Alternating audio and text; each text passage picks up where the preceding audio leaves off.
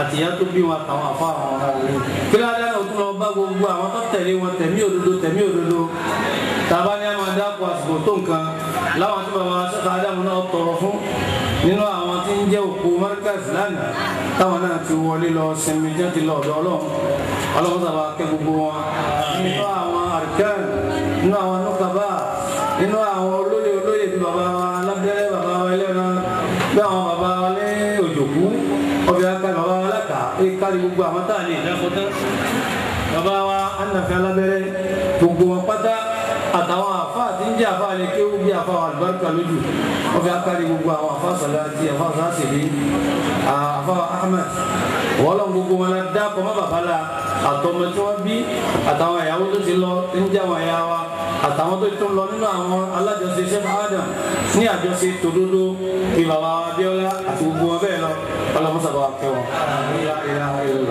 níṣẹ́ àbọ̀sọ́dọ̀ Ànábì Muhammad èyí tí bàbá wa Mudiru fẹ́ ṣe kẹ́fì ní àwa pé àṣàlátù iná láti nítorí Ànábì wa Muhammad bẹ́ẹ̀ bá ti wá bẹ́ẹ̀ Ànábì tó ní ẹ bá wa wí tó kọ́dà bá ń bá ń wí ẹni bá lè dìde fẹ́rẹ́ kó ṣe nǹkan kó ṣe kárí nítorí pé látara àṣàlátù ṣe ọlọ́run gbogbo àlàáfí ṣe a máa ṣe mọ́lídì Ànábì nítorí àwọn àdíwò àwọn àṣàlàyé ẹ̀ ní ọ̀bá tó tọ́ àwọn kan ní àmọ́ sí bàbá wa fẹ́ ṣe mọ́lídì náà ọ̀nà oníkágbé gbà bàbá fẹ́ ṣàṣàlátù Ànábì báwo ni ká ti ṣe kí làwọn èèwọ̀ ti ń bẹ ń bẹ kí làwọn ẹ̀tọ́ ti ń bẹ ń bẹ látara bẹ́ẹ̀ sọ̀lẹ́yà rọ́bì wàsálẹ̀ lẹ́nàbí sídìí jàmálà wàhálà sáhábì kìrámì.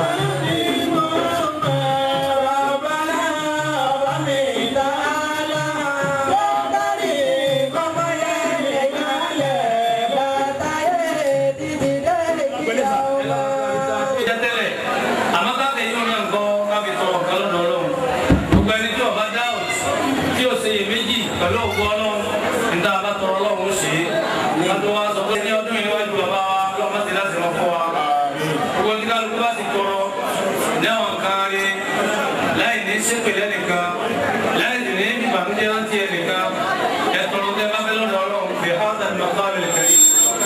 èsì jẹ́ àbàtì mẹ́mbẹ́ òkú mẹ́ tó ń lékún sí ní ọlọ́run gbàdúrà ẹnì kọ̀ọ̀kan wa. látòrí àwọn alága wa a fi àsìkò yìí ṣàdúrà fún yín alájọ wa Jibril èyí tí ó lọ lẹ́ẹ̀kan tí ń jẹ́ ọ̀nàrẹ́bù wa àti Jibril ọmọ Markaz tó náà di chairman local government Arẹ́gbẹ́ṣọlá ni ọ̀nàrẹ́bù wa ni ìgbọ́ Markaz tó jẹ́ chairman local government wa ní Jibril àtòun náà àti gbogbo àwọn èèyàn lálálálá tẹ wà ní káàrí tẹ fún ọlọ́run líla wa a fi àsìkò yìí àti ọlọ́run lọ́wọ́ wa. nígbà lọ́kùnrin lóbìnrin ọlọ́run jẹ́ kẹ́ntì bí ìsòrí ìrẹsẹ́ ti dàbí ẹ̀yìn Al-Fatiha. Bismillahir Rahmanir Rahim. Alhamdulillahi Rabbil Alamin. Ar-Rahmanir Rahim. Maliki Yawmiddin. Iyyaka na'budu wa iyyaka nasta'in. Ihdinas siratal mustaqim. Siratal ladzina an'amta 'alayhim ghayril maghdubi 'alayhim waladdallin. Èkìkí ọ̀rọ̀ mi tí mo fẹ́ fi tọ́kẹ́ níwájú bàbá wa yóò máa lọ sí èkìkí mẹ́ta. Àkọ́kọ́ nú ẹ̀ bayna Allahi wa rusulihi ni ó máa jẹ́ àkòrí ọ̀rọ̀ náà. Báwo láti ṣe láàrin Ọlọ́run pẹ̀lú àwọn ànábì Ọlọ́run tàbí ní kọsẹ̀ lọ́dọ̀ Ọlọ́run tàbí ní kọsẹ̀ lára àwọn ànábì Ọlọ́run ọba bí àwọn ẹni Ọlọ́run. Èyí tí wọ́n ti ṣiṣẹ́ wa jáde láti bẹ̀. Ọlọ́run ti ń bẹ fún ara rẹ̀. Ó wá dáhùn àwọn òjíṣẹ́ kan dìde látara rẹ̀ nínú mọ́lẹ̀. Ó gbé wọn dìde látara mímọ́ àti òye pé ẹ lọ tún ayé ṣe. Walillahi huququn nu'addiha wa lirusulihi huququn nu'addiha. A ní àwọn ẹ̀tọ́ kan tá a ṣe fún Ọlọ́run tá a gbọ́dọ̀ má ṣe. A sì ní àwọn ẹ̀tọ́ kan tá a ṣe fún àwọn òjíṣẹ́ Ọlọ́run tá a gbọ́dọ̀ má ṣe. Èyí ni ìbéèrè ọ̀tìlẹ̀ wá wáyé pé